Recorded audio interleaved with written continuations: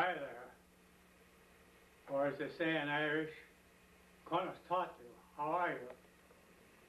Or as my grandfather used to say, Kia mila falta, 100,000 welcomes to the Carraher family tree.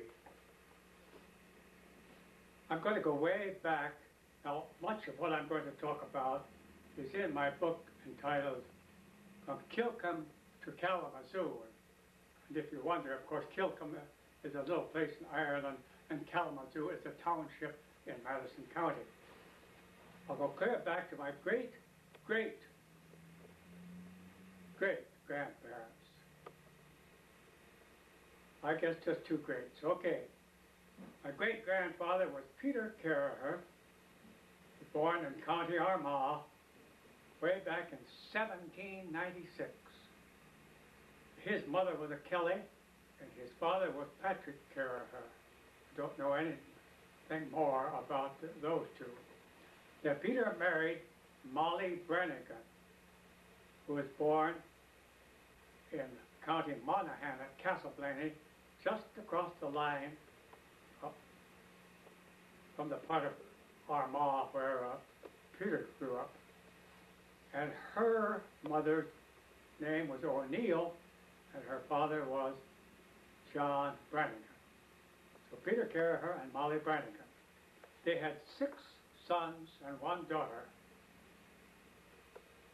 Of the sons, the 3 that we know most about are his son Patrick, his son Arthur, and of course my grandfather Tom Carraher. We know a little bit about John, about his children, but we've lost all track of John's descendants.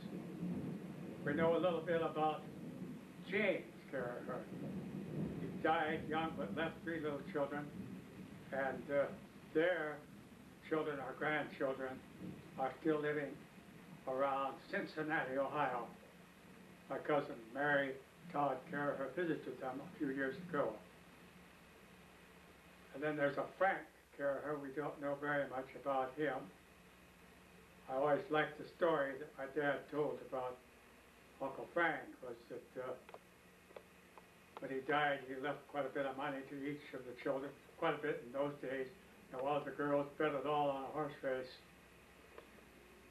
And of course, the book has got some letters from Frank where you get an idea about him.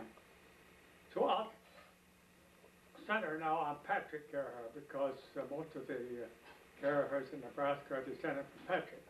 Patrick's eldest son, Stephen, born way back there in about 1850. His son, did I say Stephen? Oh, Peter Stephen. Peter Stephen was his name. Now, he came to Nebraska. One of his sons, Thomas M., was the father of 11 children, grew up around Spalding. Several of them are still living. His son Bob at Spalding, his daughter Ernestine Baumgart, lived near Spalding, and 3 of his daughters live at Columbus. That's Mary Todd, Terry, or Teresa Kiter, and his daughter Margaret.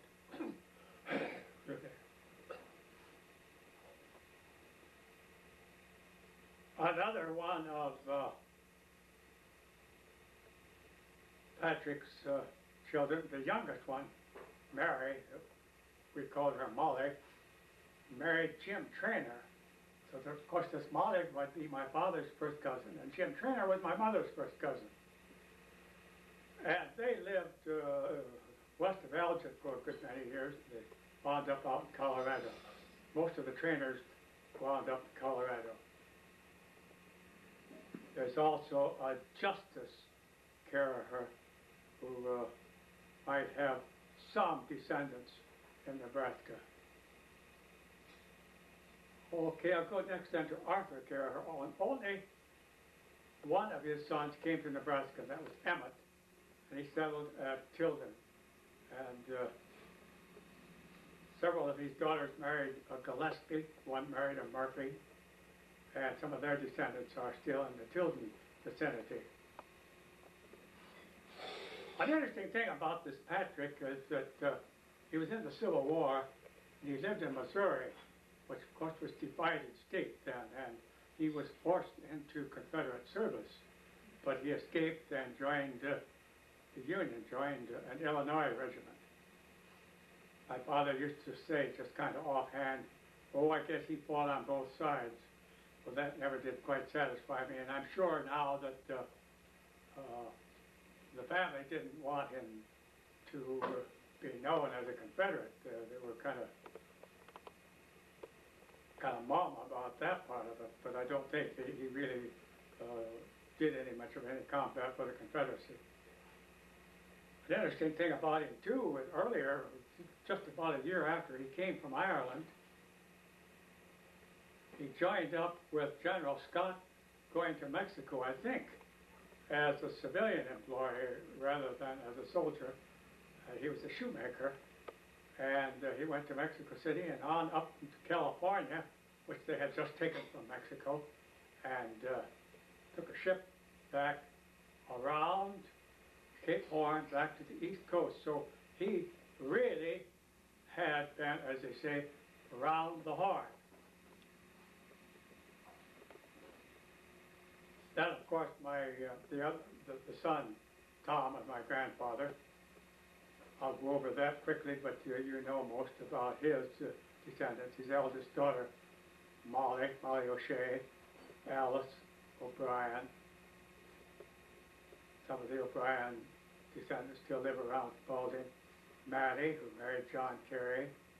Then Frank, my father, Mark, lived at Lincoln quite a while.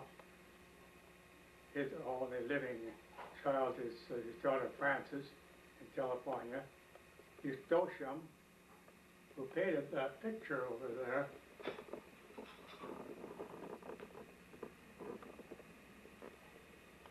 Eustochium was married to Leo Matthews. Leo was a brother of the more famous Frank Matthews, famous in Omaha area anyway. Frank, who was the supreme knight of the Knights of the Columbus over the whole United States.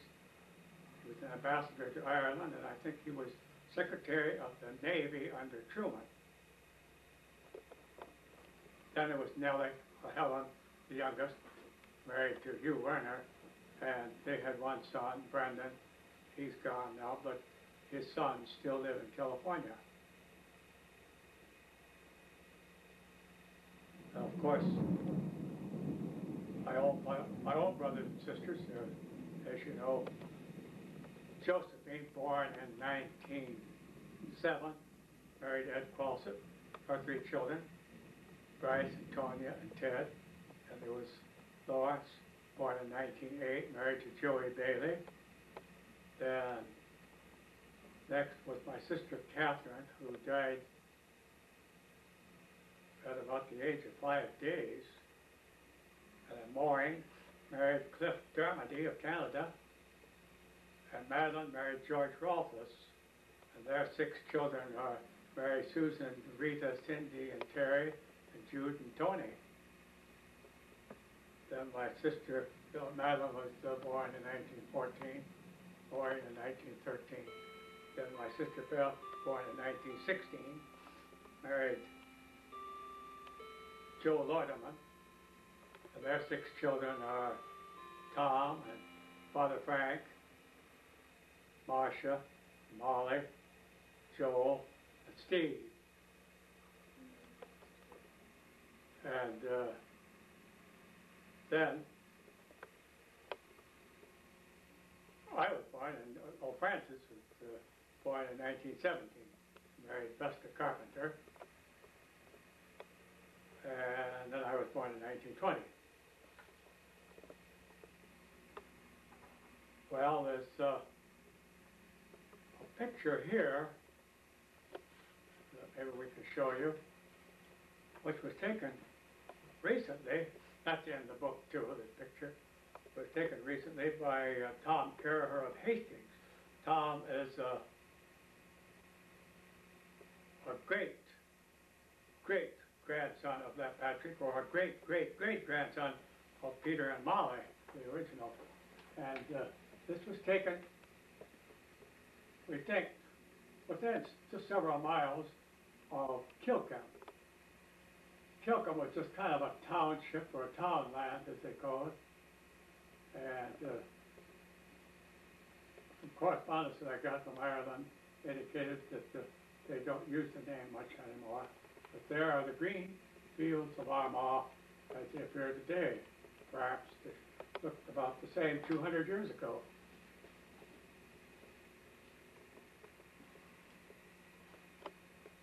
When we were in Ireland, I was looking through the telephone directory and came upon a Carraher in the city of Monaghan who had several letters after his name, so I thought maybe he was educated. I wrote to him, and he put me in touch with a Doreen Carraher Manning, who organized what she called the Carraher Family History Society. She was the secretary of it and ran it for a number of years, did all kinds of research and about the Carraher name. Carraher they spelled it various ways. My grandfather spelled it various ways. He even spelled it Mick Carraher. Sometimes it was one R, sometimes two, sometimes a G in front of the H. And so all those variations, we're pretty sure are the same clan. One name that I might say is somewhat of note to the family was the late Cardinal Thomas O'Fee, Archbishop of Armagh. His mother was a Carraher. He was rather well known here in recent years, up till about 10, 15 years ago, in the news quite a bit. Another interesting thing in the book that she found that there were at least 3 Carrahers who were sent to the prison colony in Australia in the early 1800s. Frequently, those offenses that sent them to Australia were not very severe, and so the people in Australia descended from those prisoners are often kind of proud of the fact that they are descended from the Irish prisoners. One of those 3, as I recall, she reported, was sent up for assaulting a policeman. My nephew, Bryce Qualston, says, that could be me.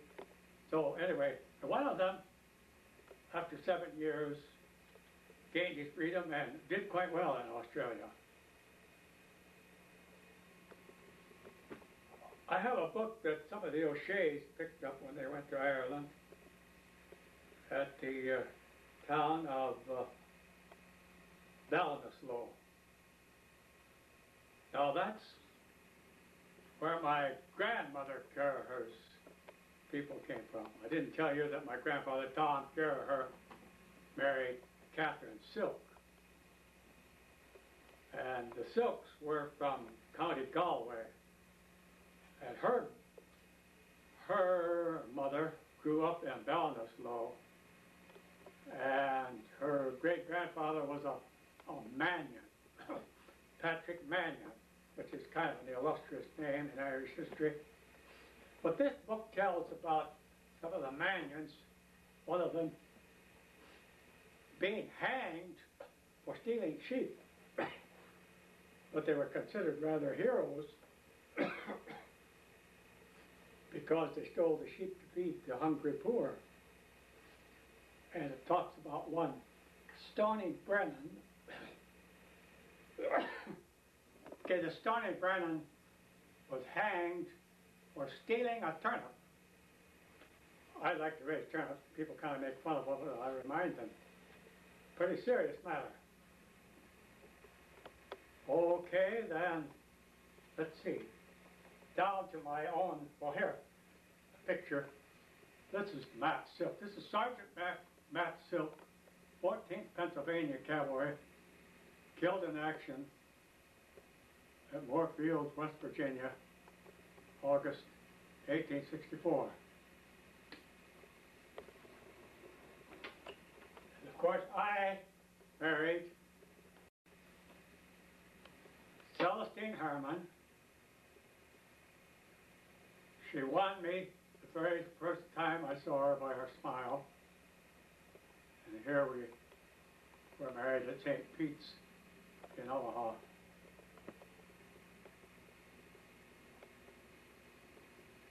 Of course, you know, we have 3 children. Mary Beth, married Dale Lineman, and they have Annie and David. And Jim, who married Sue Brown. They have Rob, Mark, Mike, and Danny. And Patrick was right behind that camera there. Anything else that... No other photos, Dad? Did you want your grandmother's silk here? Oh, of that family picture, did we? Well, you never did show that family picture, did you? This family picture here.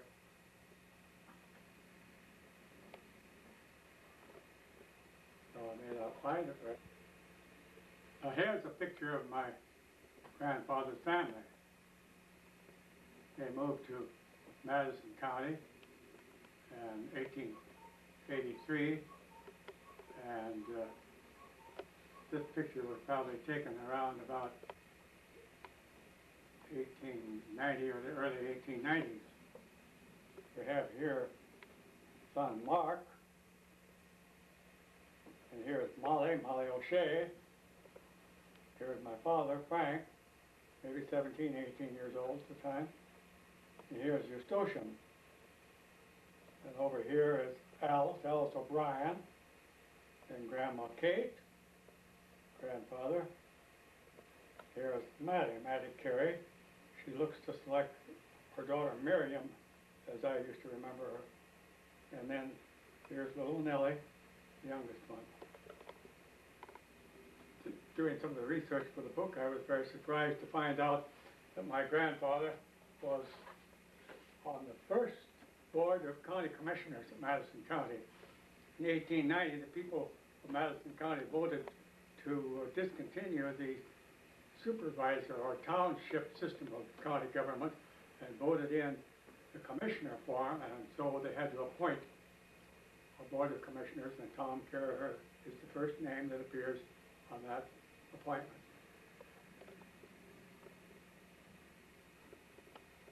My grandfather was a violinist, and we have a notebook of violin melodies which he wrote supposedly while he was on the ship coming over in 1849. His older brothers came over a few years earlier.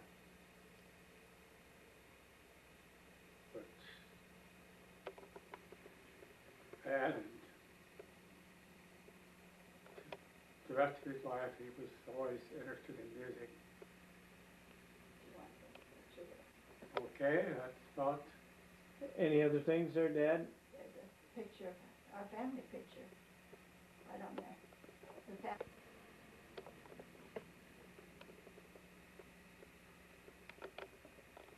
Am I on? Okay, I thought a good ending was to show this picture, which everybody in the family, of course, remembers. But the little ones might have this, help them remember. So with that, I'll say farewell in Gaelic. Slán Láideach.